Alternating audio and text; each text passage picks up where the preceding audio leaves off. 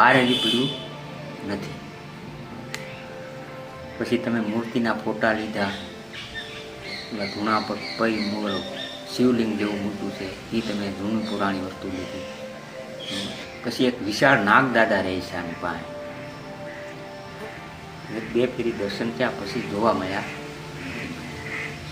ને કોઈ આવી ગયું એને ચા પાણી પાવું, ખવડાવું, પીવડાવું એવું હંધું આપણી પ્રવૃત્તિ અહીંયા શરૂ છે. તે પહેલાં ગામતળ હતું, પછી એમાંથી હનુમાનજી આવીને જ્યાં ગામ ફરી ગયું. એક ગામ તરેડ પરોળી ગયું, એક કાંકીડી પરોળી ગયું. એટલે કાંકીડી ભોફિંડી નામ કહેવાય એવું ઇતિહાસ છે. ને નેહડા ટાઈપના ગામડા હતા, 5-6 કોરડા એવા. હવે અત્યારે પંચમુખી હનુમાનજી કહેવાય ને હેઠે જે હનુમાનજી છે એ ભોફિંડી હનુમાનજી કહેવાય. એ જેવડી પથ્થરની મૂર્તિ છે ને હેઠે એ ગામ એ નથી લાગતું, નથી તરેડ લાગતું, નથી કાંકીડી લાગતું. એટલે હતું પહેલાં ગામ તળ અહીંયા નેહડા ટાઈપના મકાનો હતા.